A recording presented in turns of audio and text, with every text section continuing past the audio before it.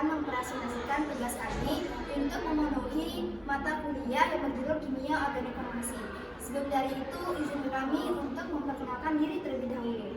Perkenalkan, nama saya Syafira Ulfamalida dengan NIM 22020508. Perkenalkan, nama saya Suci Wulandari dengan NIM 22020509.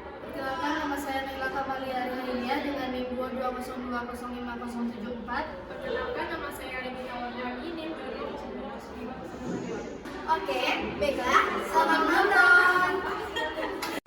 Teori orbital molekul atau MO memberikan uraian matematik mengenai orbital energi dan interaksinya. Teori tatakan pasangan elektron valensi kulit didasarkan pada dasar pemikiran bahwa elektron valensi atau pasangan elektron dari atom saling bertolakan. Tolakan ini dapat digunakan untuk menerangkan sudut ikatan yang diamati dan geometri molekul.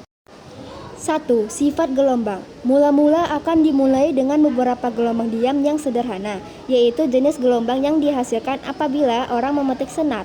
Dua gelombang diam dapat sefase atau keluar dari fase terhadap satu sama lain.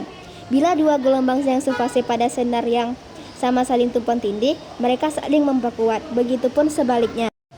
Ikatan dalam hidrogen mengandung dua pasang elektron, satu dari masing-masing H. Kedua elektron sekarang tertarik sama kedua inti.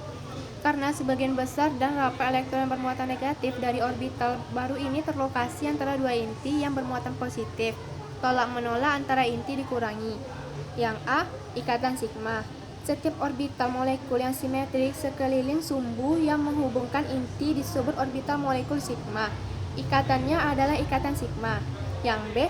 Orbital ikatan dan orbital anti-ikatan. Orbital ikatan adalah penambahan dari dua orbital atom S dari dua atom H yang se-phase. Yang kedua, orbital anti-ikatan. Orbital berenergi lebih tinggi. Beberapa hal penting yang umumnya mengenai orbital ikatan dan orbital anti-ikatan. Yang pertama, setiap orbital molekul atau atom dapat memegang maksimum 2 elektron yang harus mempunyai spin berlawanan. Yang kedua, jumlah orbital molekul sama dengan jumlah orbital atom yang digunakan dalam pembentukannya. Yang ketiga, dalam pengisian orbital molekul dengan elektron, orbital berenergi terendah diisi dahulu. Orbital hibrida karbon 1 hibrida sp3 digunakan bila karbon membentuk ikatan tunggal. 2 hibrida sp2 digunakan bila karbon membentuk ikatan rangkap. 3. Hibrida sp digunakan bila karbon membentuk ikatan ganda 3 atau ikatan rangkap terakumulasi, atau 2 ikatan rangkap terhadap suatu atom karbon tunggal. Orbital ikatan dan anti-ikatan dari etilena. Dalam tingkat dasar etilena, elektron pi terdapat dalam orbital berenergi lebih dari pi1.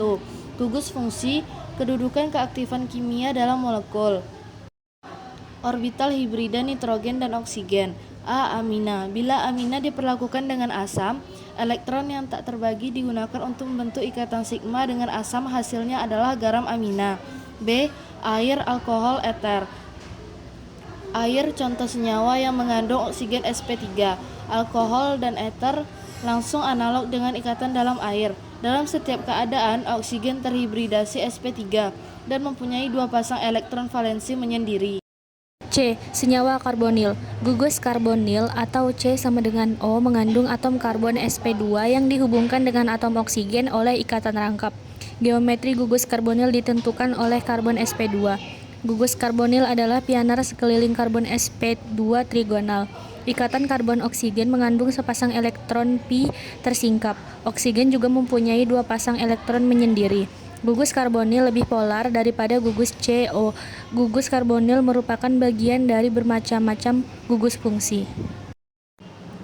Ikatan rangkap terkonjugasi. Ada dua cara pokok untuk menempatkan ikatan rangkap dalam senyawa organik. 1. Ikatan rangkap terkonjugasi adalah dua ikatan rangkap yang tersumber pada atom berdampingan. 2. Ikatan rangkap terisolasi atau terpencil atau tak terkonjugasi adalah ikatan rangkap yang menggabungkan atom tak berdampingan. Ikatan rangkap terisolasi berkelakuan mandiri, sedangkan ikatan rangkap terkonjugasi tak saling mandiri yang satu terhadap yang lain. Benzena. Benzena atau C6H6 adalah senyawa siklik dengan 6 atau karbon yang tergabung di dalam cincin dengan 6 elektron P. Benzena dapat mengandung 3 ikatan pi. Benzena adalah salah satu golongan senyawa aromatik, di mana senyawa yang mengandung awan pi aromatik. Resonansi. Metana dan etilena adalah contoh dari senyawa organik dengan struktur yang dapat digambarkan secara beralasan dengan menggunakan rumus ikatan valensi tunggal. Benzena adalah contoh suatu senyawa organik yang tidak dapat digambarkan secara teliti oleh rumus ikatan valensi tunggal. A. Pergeseran elektron. Geseran elektron ini semata-mata buatan karena elektron tidak benar-benar bergeser, melainkan memang terdelokalisasi. B. Penyumbang utama dan bahan. Dalam setiap contoh yang ditunjukkan sejauh ini ikatannya sama dalam setiap lambang resonansi. Bila ikatannya sama, struktur resonansinya pun sama energinya dengan ekuivalen, yang satu terhadap dengan yang lain. C. Ringkasan aturan untuk menulis struktur resonansi. 1. Hanya elektron pi atau pasangan tak terbagi dari elektron valensi dapat digeserkan dan hanya dapat digeserkan ke atom atau posisi ikatan di sebelahnya. 2. Struktur resonansi membawa lebih dari jatah elektronnya. 3. Struktur resonansi lebih penting menunjukkan bahwa masing-masing atom dengan okten itu adalah sempurna. D. Stabilisasi resonansi. Energi struktur nyata adalah lebih rendah daripada setiap struktur resonansi tunggal. Struktur nyata dikatakan distabilkan untuk diresonansi. Stabilisasi resonansi adalah paling penting bisa 2 atau lebih struktur dari resonansi untuk suatu senyawa adalah ekuivalen atau hampir ekuivalen di dalam energi. Asam karboksilat jilid 2. Suatu asam karboksilat adalah suatu senyawa organik yang mengandung gugus karbonil CO2H. Tata nama asam karboksilat. Nama IUPAC suatu asam karboksilat alifatik adalah nama alkana induknya dengan huruf akhir A, diubah dengan imbuhan asam, OAT. Karbon karboksil diberi nomor 1 seperti aldehida, seperti berikut. Sifat fisis asam karboksilat. Sepasang molekul asam karboksilat yang sering berikatan hidrogen seringkali dirujuk sebagai dimer asam karboksilat. Sifat fisis asam karboksilat mencerminkan ikatan hidrogen yang kuat antara molekul-molekul asam karboksilat. Sifat spektral asam karboksilat. Yang A. Spektral inframerah. Spektrum merah asam karboksilat adalah spektrum dari dimernya. Yang B. Spektral NMR. C. Pembuatan asam karboksilat. Sejumlah besar jalur sintetik untuk mendapatkan asam karboksilat dapat dikelompokkan dalam 3 tipe reaksi.